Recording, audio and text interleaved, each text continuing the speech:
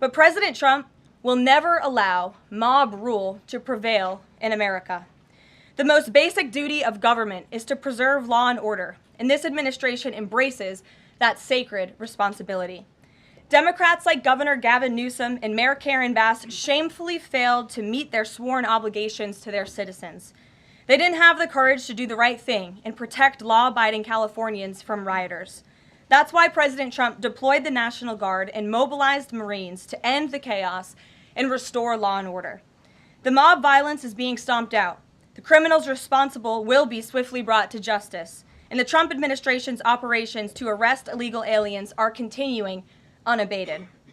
When the initial immigration enforcement actions took place on June 6th, Mayor Bass took to social media to say she was deeply angered by what has taken place. Mayor Bass then embarked on one of the most outrageous campaign of lies this country has ever seen from an elected official, blaming President Trump and brave law enforcement officers for the violence. She accused heroic American immigration and customs enforcement officers targeting illegal alien murderers, rapists, and pedophiles of, quote, sowing terror in communities and disrupting basic principles of safety in our city. Around the same time, Governor Newsom claimed that immigration enforcement actions were causing chaos. That's how radical Democrats have become. Their opposition to President Trump has forced them to side with illegal alien criminals in their communities and violent rioters and looters over law enforcement officers who are just doing their jobs. Mayor Bass and Governor Newsom fanned the flames and demonized our brave ICE officers. Instead of defending their city and their state, Karen Bass and Gavin Newsom claimed that in order for the riots and the violence to stop, ICE needed to leave and immigration raids must end. In other words, the position of the Democrat Party is that the federal government is not allowed to enforce our laws and to arrest and deport illegal alien criminals. They're attempting to use a violent mob as a weapon against their own constituents to prevent the enforcement of immigration law. This is deeply un-American and morally reprehensible. President Trump received a clear mandate from voters to reverse the illegal invasion ushered in by Joe Biden's open border and to end the lawlessness represented by Karen Bass and Gavin Newsom's California. President Trump promised to carry out the largest mass deportation campaign in American history, and left-wing riots will not deter him in that effort. Sanctuary cities and states will no longer be allowed to shield illegal criminals from deportation. Just take a look at some of the illegal monsters who were taken off the streets in Los Angeles in recent days. A Vietnamese national, a known gang member with a conviction for second-degree murder. A Mexican national with convictions for child molestation who was armed with a dangerous weapon and had previous arrests for robbery and domestic violence. A Filipino national with convictions of rape, assault, burglary, and theft. A Mexican national convicted of statutory rape, narcotics violations, and hit and run. A Nicaraguan national with convictions for domestic violence and hit and run and a previous arrest for willful cruelty to a child. And an illegal alien from Mexico who was arrested after allegedly throwing a Molotov cocktail at law enforcement officers during the Paramount riots on Saturday. He is now being charged with attempted murder. Law-abiding American citizens do not want these public safety threats living in their communities, no matter what Democrats like Karen Bass and Gavin Newsom may claim. And let this be an unequivocal message to left-wing radicals in other parts of the country who are thinking about copycatting the violence in an effort to stop this administration's mass deportation efforts. You will not succeed. Any lawlessness will only strengthen this president's resolve to defend the majority of Americans who want to live their lives peacefully, free from the fear of violent criminal illegal aliens. As President Trump said, order will be maintained and illegal aliens will be expelled from our country. In economic news, the latest Consumer Price Index inflation report came in today below expectations again. Since President Trump took office, inflation has come in below economics expectations every single month. Core inflation held steady and remains at the lowest level since March of 2021.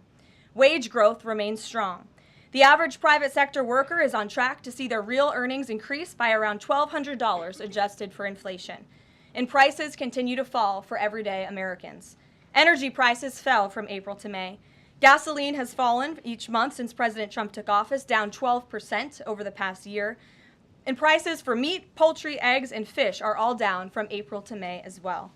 Under President Trump's strong leadership, America is beating Joe Biden's record-high inflation crisis. And once the One Big Beautiful Bill passes, our economy will boom like never before. This bill is the largest tax cut for middle-class Americans in history. The One Big Beautiful Bill gives a 15% tax cut to working Americans and families will see increased take-home pay of $10,000 per year. The One Big Beautiful Bill expands the child tax credit to $2,500 for more than 40 million American families with children. And the One Big Beautiful Bill cuts taxes for overtime workers, saving them nearly $2,000 per year, and ends taxes on tips, saving tipped workers nearly $2,000 per year as well. All of these provisions are broadly popular with an overwhelming support from the American people. We need Republicans in Congress to finish the job and send the One Big Beautiful Bill back to President Trump's desk for his signature as soon as possible. With that, we'll get to questions. I'm sure you have many of them today. Here in our new media seat is Elizabeth Mitchell, the White House correspondent for the Daily Signal, who's not afforded a seat in this room, but today she is. Thank you, Elizabeth. Thank you so much, Caroline. I have two questions, if Sure. it's okay. First, a few Republicans on Capitol Hill are suggesting that President Trump scale back deportations, even as ICE is reportedly gearing up for raids in 5 more Democrat-led areas. Would anything dissuade President Trump, and would he consider sending in Marines if anti-ICE violence occurs in these cities? Well, I think I may have just answered both of your questions with my opening monologue. The Trump administration is going to continue the mass deportation effort that the president promised the American public. Many of you were at those rallies in cities and communities across the country when the president spoke about his commitment to removing violent illegal criminals and anyone who has broken our nation's immigration laws from American communities. And God bless our ICE and Border Patrol who are working hard on that effort. This administration is going to continue that. And it's part of the reason we do need the One Big Beautiful Bill to pass as well, may I add, because the bill provides funding to hire more ICE agents and Border Patrol agents, more personnel on the ground to conduct this important public safety work.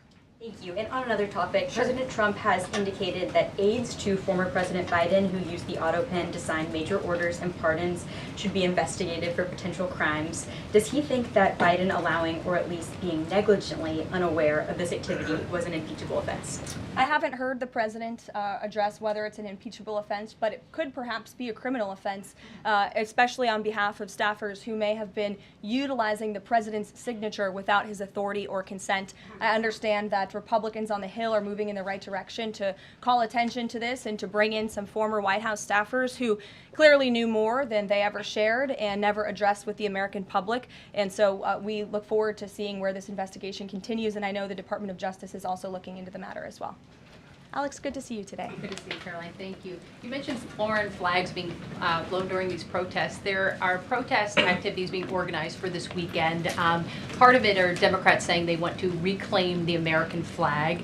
It's also being titled No King's Day. Does the president see himself as a king, and does the White House expect to see American flags being flown during these protests this weekend? The president views himself as the president of the United States of America. This is a constitutional republic, and we want to see all of our citizens be proud of the country in which they are given the privilege and the blessing to live. And I think that those images of foreign flags being waved by illegal criminals and by violent rioters in the face of cars blowing up and of flames in the city. I have photos of that here to show you. With this violence and destruction that occurred is an image that Governor Gavin Newsom owns. This is his city, and President Trump saw these images, and he said that is not going to be accepted or tolerated, and hence why he deployed the National Guard and United States Marines who have helped to quell that violence. If I can ask another. Sure. If the president does end up deploying any National Guard members, perhaps Marines, to blue states, would he be in contact with the governors prior to this? Would it be necessary? Well, President Trump was in contact with Governor Gavin Newsom despite some of the claims he's made in the last couple of days. The president called the governor on Friday evening and told him to let law enforcement in California do their jobs. And the Los Angeles Police Department, by the way, are fantastic people. They are trying to do the work that they've so bravely signed up to do to enforce the law, but they have been kneecapped by incompetent Democrat policies and Democrat politicians who do not allow their local law enforcement to correspond and coordinate with federal immigration authorities. And so the president gave Gavin Newsom a warning and said, get it together. 24 hours later, we saw more images like this. We heard about Border Patrol agents who were being the target of rocks. These illegal criminals were throwing rocks at our Border Patrol and ICE agents, and so the president made the decision to federalize California's National Guard. Stephanie. Thank you. Two questions on the China trade deal, if I may. Sure. First, will the president formally sign the trade deal, and if so, when? Secretary Lutnick sort of alluded to the fact that it might be in a couple of days, but I'm curious if there's anything more specific to read out. Sure. Well, I do have more specifics for you. I spoke to the president about this.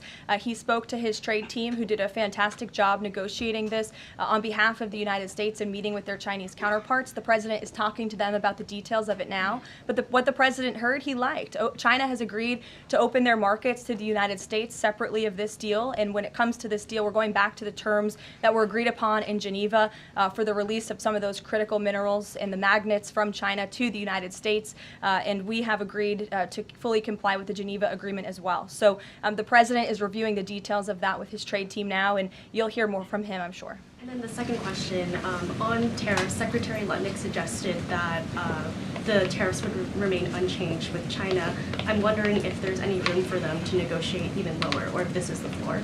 I won't get ahead of any further negotiations. We're in a great place right now, and I would add that this is the result of a lot of hard work from the president and his team, and the president has a good and respectful relationship with President Xi, and as you know, they had a direct conversation which led to this success that the president announced on Truth Social this morning. JJ. On North Korea, has the president tried to resume dialogue with Kim Jong-un? There's some reporting that the president sent a letter and tried to give it to Kim Jong-un through some North Korean diplomats through the UN, and they declined to take it and send it to Kim Jong-un. The president remains receptive to correspondence with Kim Jong-un, and he'd like to see the progress that was made at that summit in Singapore, which I know you covered in 2018 during his first term. As for specific correspondence, I'll leave that to the president to answer. Sure. Good afternoon. Yeah, thanks. Back to the trade deal negotiations with China. Jimmy Lai, as you know, is a pro-democracy advocate, Catholic, sitting in solitary confinement in Hong Kong as we speak. His family believes he may be close to death. Did his name come up, Jimmy Lai's name come up in these negotiations with China? Not to my knowledge. I understand the negotiations were very much focused on our trade and economic relationship with China. Does the president believe he can free Jimmy Lai from prison? I'll check with the president. It's certainly an important issue, and I'll get back to you. Thanks, Karoline. The president said yesterday that paid insurrectionists were behind or involved in the protests in Los Angeles. Does the White House have any more details about who they believe is paying these protesters? The president spoke about this last night when he returned from Fort Bragg, because frankly the president has a lot of common sense, and if you look at some of the imagery that we have received from the Department of Homeland Security and ICE and law enforcement who are on the ground, you will see boxes and boxes of very professionalized masks and rioting equipment being dropped off for these protesters. So it's a good question the president is raising, and one we are looking into, about who is funding these insurrectionists and these rioters and these protesters and these illegal criminals. And I have updates for you on the numbers, by the way. Since June 6th, there have been 330 illegal aliens that have been arrested as part of these riots in Los Angeles. 113 of those illegal aliens had prior criminal convictions. And overall, and this includes arrests of American citizens, there's been 157 people arrested for assault and obstruction-related charges, including the attempted murder of a police officer with a Molotov cocktail. So who is funding these illegal aliens who are coming in with this very professional riot gear? It's a question everyone in this room who cares about truth should be asking. And we encourage your help in trying to get to the bottom of that question. Indita. Thank you, Caroline. About Elon Musk, he issued an apology this morning. Has the president accepted the apology, or does he think it's too little too late? The president acknowledged the statement that Elon put out this morning, and he is appreciative of it, and we are continuing to focus on the business of the American people. And has the administration started a review of Musk's government contracts, something that the president said he's considering? What do you mean by that? Has the administration started a review of the contracts that Musk and his companies currently have? No efforts have been made on that front as far as I'm aware. And just one more, if I may, on just everything sort of we've seen so far with the president's response to the LA protests. There is criticism that seems to suggest that the president responded the way he did because it was a deliberate, calculated attempt to sort of shift focus away from his feud with Musk. How would you respond to that? That the president responded to the LA riots, condemning the violence to from Musk.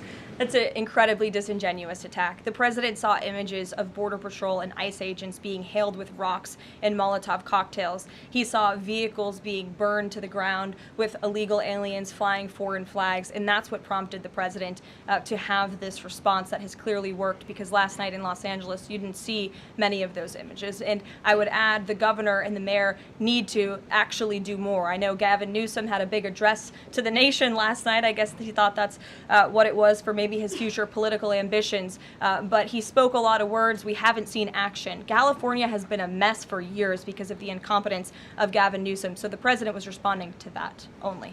Caitlin. Karoline, 2 questions for you. Sure. Over the weekend, Secretary Noem sent a memo to the Pentagon asking Secretary Hegseth to have and direct the military that's on the ground in LA to arrest and detain what she said were lawbreakers. Is the president okay with that? And under what authority would the members of the military be able to arrest people inside the United States? I can't speak for a letter that came from the Department of Homeland Security. I can't speak for the president and what's currently happening on the ground now. And as you know, the president federalized the National Guard under U.S. Code 10, which he has the authority to do.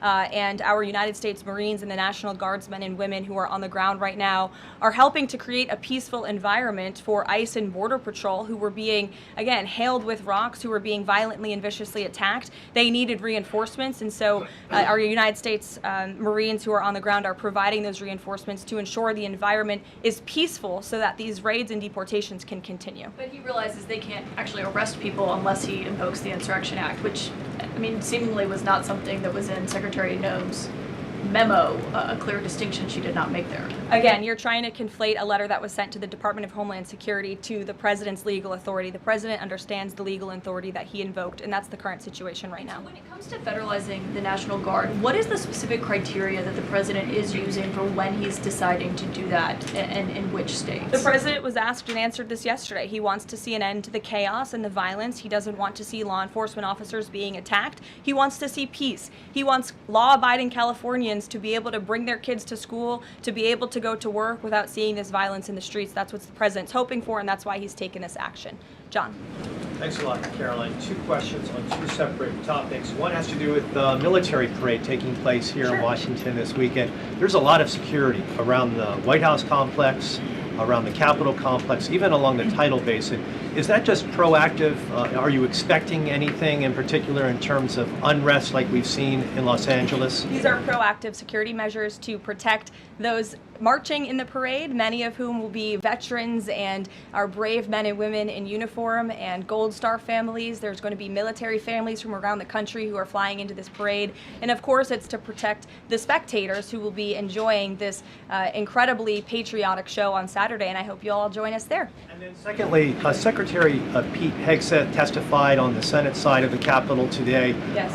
And he was asked about America's, the administration's view of Vladimir Putin's intentions. And specifically, it was asked whether or not his intentions go beyond, his territorial ambitions go beyond Ukraine. When that question was posed to the chairman of the Joint Chiefs of Staff, General Kane replied that he does believe that his territorial ambitions go beyond Ukraine, but Secretary Hegseth says it's not clear at this point.